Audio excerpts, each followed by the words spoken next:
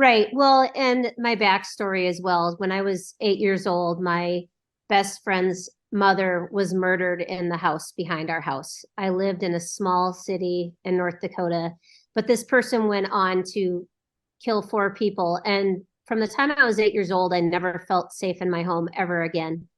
Back in the 80s, we didn't talk about it. We didn't talk about the fact that she was just all of a sudden gone.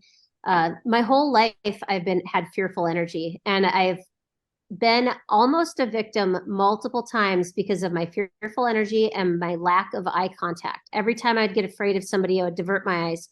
And it was the wrong thing to do. So I've almost been a victim a lot of times, but because my intuition is off the charts, I saved myself from so many things. And so this has kind of been brewing, over the years. I just wanted to stop feeling afraid. And that's why I developed this company. And I needed to stop feeling afraid because I had four daughters that I had to protect. So you mentioned a couple of things. I think you mentioned low energy. You had like a very like a low energy, and also you didn't have this like a solid eye contact. Um, does that does that pay into the role of do criminals look at that and look at Yeah, they do. Yeah, there have been multiple studies done on criminals and who they target, and they go after distracted people, little or no eye contact, slow walkers, people that have an unusual gait. So humans are just like animals. We Mhm. go after the easiest, the criminals go after the easiest, weakest target. If you have strong eye contact, it shows that you are a fighter. They don't want a fighter. They want somebody easy. So you need to walk with your head high, strong eye contact, shoulders back, walk faster if you can, walk with purpose, um, walk with an organized, structured movement. So I basically teach you how to be a hard target so you're not selected by a criminal. And so I'm assuming that a lot of people who come to work with you or uh to learn from you, they come and it could be that they've never stood up for themselves, or maybe they've never voiced their opinion. And how do you give them that? I'm not sure if it's self-esteem or that confidence where they can hold their head high and it's okay. Yeah, so we kind of go through, all the stages and steps. So first you need to know who are the criminals. Most people are surprised by who criminals are. They're not just the thugs on the street. They can be wealthy people, intelligent, attractive people. So we kind of run through who criminals are, expose their tactics.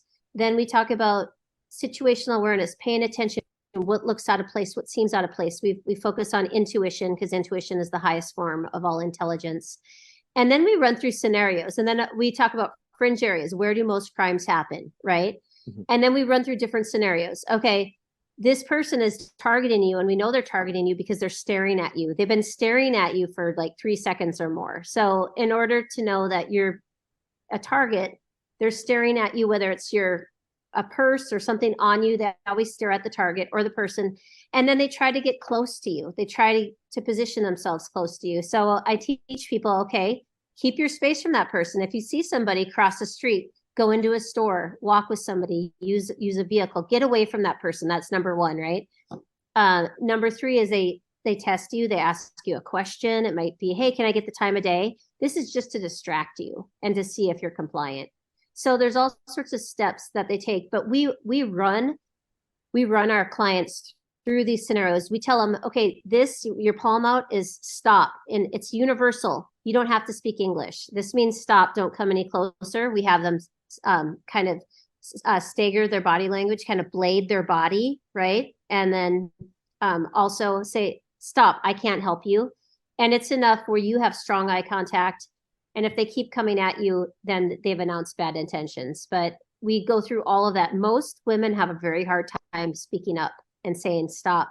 And they have to practice it, and they have to know, okay, you need to move. You need to move off the X, we call it. Move to the left or the right, but you're not backing up. You're not being submissive. So it's a lot of it is just knowing these details. Once they get through our training, they know what to do. They know what to look for. They know most of the time it's moving away from that person, getting out of the situation.